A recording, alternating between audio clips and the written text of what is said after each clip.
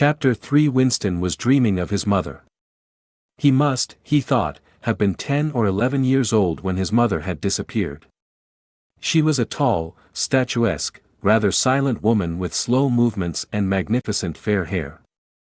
His father he remembered more vaguely as dark and thin, dressed always in neat dark clothes. Winston remembered especially the very thin soles of his father's shoes, and wearing spectacles. The two of them must evidently have been swallowed up in one of the first great purges of the 50s. At this moment his mother was sitting in some place deep down beneath him, with his young sister in her arms. He did not remember his sister at all, except as a tiny, feeble baby, always silent, with large, watchful eyes. Both of them were looking up at him. They were down in some subterranean place, the bottom of a well, for instance, or a very deep grave, but it was a place which, already far below him, was itself moving downwards. They were in the saloon of a sinking ship, looking up at him through the darkening water. There was still air in the saloon, they could still see him and he them, but all the while they were sinking down into the green waters which in another moment must hide them from sight forever. He was out in the light and air while they were being sucked down to death, and they were down there because he was up here. He knew it and they knew it, and he could see the knowledge in their faces. There was no reproach either in their faces or in their hearts, only the knowledge that they must die in order that he might remain alive, and that this was part of the unavoidable order of things. He could not remember what had happened, but he knew in his dream that in some way the lives of his mother and his sister had been sacrificed to his own. It was one of those dreams which, while retaining the characteristic dream scenery, are a continuation of one's intellectual life, and in which one becomes aware of facts and ideas which still seem new and valuable after one is awake. The thing that now suddenly struck Winston was that his mother's death, nearly 30 years ago, had been tragic and sorrowful in a way that was no longer possible. Tragedy, he perceived, belonged to the ancient time, to a time when there was still privacy, love, and friendship, and when the members of a family stood by one another without needing to know the reason. His mother's memory tore at his heart because she had died loving him, when he was too young and selfish to love her in return, and because somehow, he did not remember how, she had sacrificed herself to a conception of loyalty that was private and unalterable. Such things, he saw, could not happen today. Today there were fear, hatred, and pain, but no dignity of emotion, no deep or complex sorrows. All this he seemed to see in the large eyes of his mother and his sister, looking up at him through the green water, hundreds of fathoms down and still sinking. Suddenly he was standing on short springy turf, on a summer evening when the slanting rays of the sun gilded the ground. The landscape that he was looking at recurred so often in his dreams that he was never fully certain whether or not he had seen it in the real world. In his waking thoughts he called it the Golden Country. It was an old, rabbit-bitten pasture, with a foot-track wandering across it and a molehill here and there. In the ragged hedge on the opposite side of the field the boughs of the elm trees were swaying very faintly in the breeze, their leaves just stirring in dense masses like women's hair. Somewhere near at hand, though out of sight, there was a clear, slow-moving stream where dace were swimming in the pools under the willow trees. The girl with dark hair was coming towards them across the field. With what seemed a single movement she tore off her clothes and flung them disdainfully aside. Her body was white and smooth, but it aroused no desire in him, indeed he barely looked at it. What overwhelmed him in that instant was admiration for the gesture with which she had thrown her clothes aside. With its grace and carelessness it seemed to annihilate a whole culture, a whole system of thought, as though Big Brother and the party and the thought police could all be swept into nothingness by a single splendid movement of the arm. That too was a gesture belonging to the ancient time. Winston woke up with the word Shakespeare on his lips. The telescreen was giving forth an ear-splitting whistle which continued on the same note for 30 seconds. It was not 7:15, getting up time for office workers. Winston wrenched his body out of bed, naked, for a member of the outer party received only 3,000 clothing coupons annually, and a suit of pajamas was 600, and seized a dingy singlet and a pair of shorts that were lying across a chair. The physical jerks would begin in 3 minutes. The next moment he was doubled up by a violent coughing fit which nearly always attacked him soon after waking up. It emptied his lungs so completely that he could only begin breathing again by lying on his back and taking a series of deep gasps.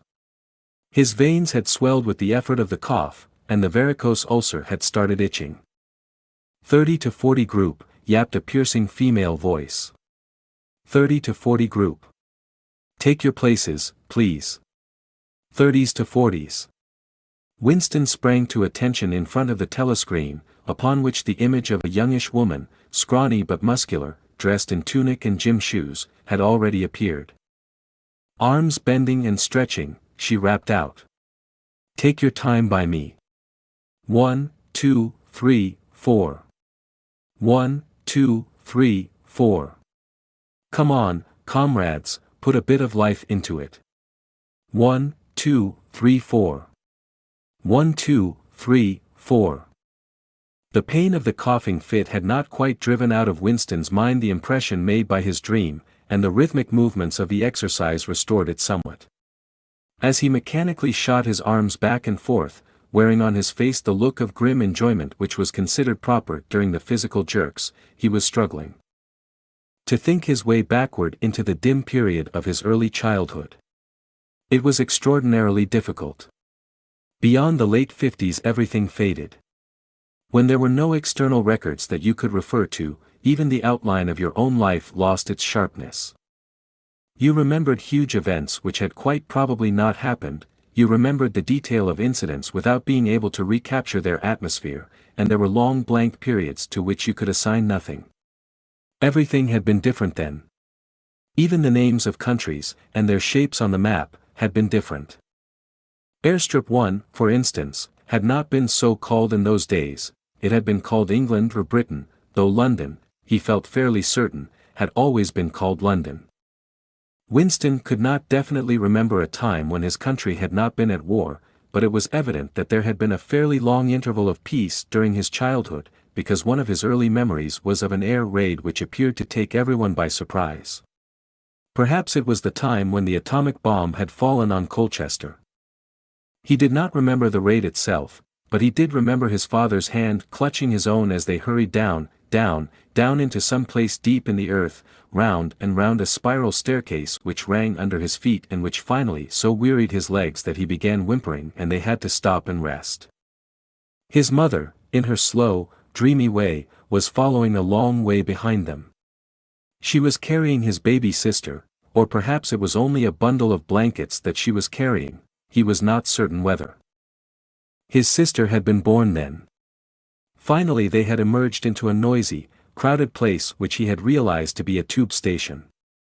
There were people sitting all over the stone-flagged floor, and other people, packed tightly together, were sitting on metal bunks, one above the other. Winston and his mother and father found themselves a place on the floor, and near them an old man and an old woman were sitting side by side on a bunk. The old man had on a decent dark suit and a black cloth cap pushed back from very white hair, his face was scarlet and his eyes were blue and full of tears. He reeked of gin. It seemed to breathe out of his skin in place of sweat, and one could have fancied that the tears welling from his eyes were pure gin. But though slightly drunk he was also suffering under some grief that was genuine and unbearable. In his childish way Winston grasped that some terrible thing, something that was beyond forgiveness and could never be remedied, had just happened. It also seemed to him that he knew what it was. Someone whom the old man loved, a little granddaughter, perhaps, had been killed. Every few minutes the old man kept repeating, "We didn't ought to, Ave trusted M. I said so, Ma, didn't I? That's what comes of trusting M. I said so all along. We didn't ought to Ave trusted the buggers." But which buggers they didn't ought to have trusted Winston could not now remember. Since about that time, war had been literally continuous. Though strictly speaking it had not always been the same war. For several months during his childhood there had been confused street fighting in London itself, some of which he remembered vividly.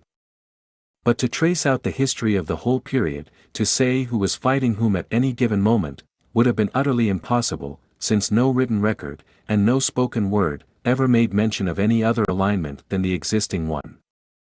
At this moment, for example, in 1984, if it was 1984, Oceania was at war with Eurasia and in alliance with East Asia.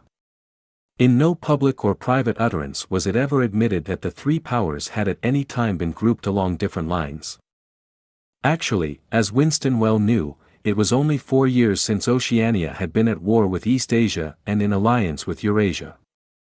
But that was merely a piece of furtive knowledge which he happened to possess because his memory was not satisfactorily under control. Officially, the change of partners had never happened.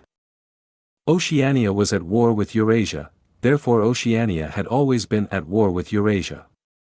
The enemy of the moment always represented absolute evil, and it followed that any past or future agreement with him was impossible. The frightening thing, he reflected for the 10,000th time as he forced his shoulders painfully backward, with hands on hips, they were gyrating their bodies from the waist, an exercise that was supposed to be good for the back muscles. The frightening thing was that it might all be true. If the party could thrust its hand into the past and say of this or that event, it never happened, that surely was more terrifying than mere torture and death. The party said that Oceania had never been in alliance with Eurasia. He, Winston Smith, knew that Oceania had been in alliance with Eurasia as short a time as 4 years ago. But where did that knowledge exist? Only in his own consciousness, which in any case must soon be annihilated. And if all others accepted the lie which the party imposed, if all records told the same tale, then the lie passed into history and became truth. Who controls the past, ran the party slogan, controls the future, who controls the present controls the past. And yet the past, though of its nature alterable, never had been altered. Whatever was true now was true from everlasting to everlasting. It was quite simple. All that was needed was an unending series of victories over your own memory. Reality control, they called it, in newspeak, doublethink. Stand easy, barked the instructress, a little more genially. Winston sank his arms to his sides and slowly refilled his lungs with air. His mind slid away into the labyrinthine world of doublethink. To know and not to know, to be conscious of complete truthfulness while telling carefully constructed lies, to hold simultaneously two opinions which cancelled out, knowing them to be contradictory and believing in both of them, to use logic against logic, to repudiate morality while laying claim to it. To believe that democracy was impossible and that the party was the guardian of democracy, to forget whatever it was necessary to forget, then to draw it back into memory again at the moment when it was needed, and then promptly to forget it again, and above all, to apply the same process to the process itself. That was the ultimate subtlety, consciously to induce unconsciousness, and then, once again, to become unconscious of the act of hypnosis you had just performed. Even to understand the word doublethink involved the use of doublethink. The instructress had called them to attention again. And now let's see which of us can touch our toes, she said enthusiastically. Right over from the hips, please, comrades. 1-2. 1-2. Winston loathed this exercise, which sent shooting pains all the way from his heels to his buttocks and often ended by bringing on another coughing fit. The half-pleasant quality went out of his meditations. The past, he reflected, had not merely been altered, it had been actually destroyed. For how could you establish even the most obvious fact and there existed no record outside your own memory? He tried to remember in what year he had first heard mention of Big Brother. He thought it must have been at some time in the 60s, but it was impossible to be certain. In the party histories, of course, Big Brother figured as the leader and guardian of the revolution since its very earliest days. His exploits had been gradually pushed backwards in time until already they extended into the fabulous world of the 40s and the 30s, when the capitalists in their strange cylindrical hats still rode through the streets of London in great gleaming motor cars or horse carriages with glass sides. There was no knowing how much of this legend was true. And how much invented. Winston could not even remember at what date the party itself had come into existence. He did not believe he had ever heard the word ingsoc before 1960, but it was possible that in its old speak form, English socialism, that is to say, it had been current earlier. Everything melted into mist. Sometimes, indeed, you could put your finger on a definite lie. It was not true, for example, as was claimed in the party history books, that the party had invented aeroplanes. He remembered aeroplanes since his earliest childhood. But you could prove nothing. There was never any evidence. Just once in his whole life he had held in his hands unmistakable documentary proof of the falsification of an historical fact. And on that occasion, Smith, screamed the shrewish voice from the telescreen. 6079 Smith W. Yes, you.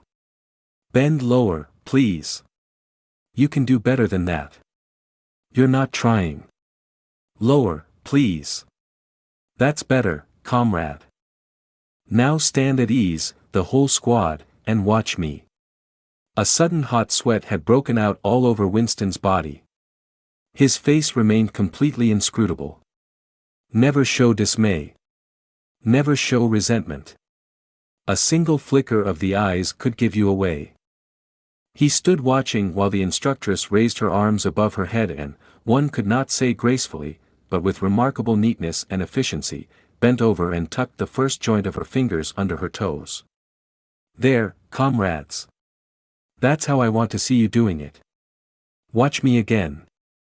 I'm 39 and I've had 4 children. Now look. She bent over again.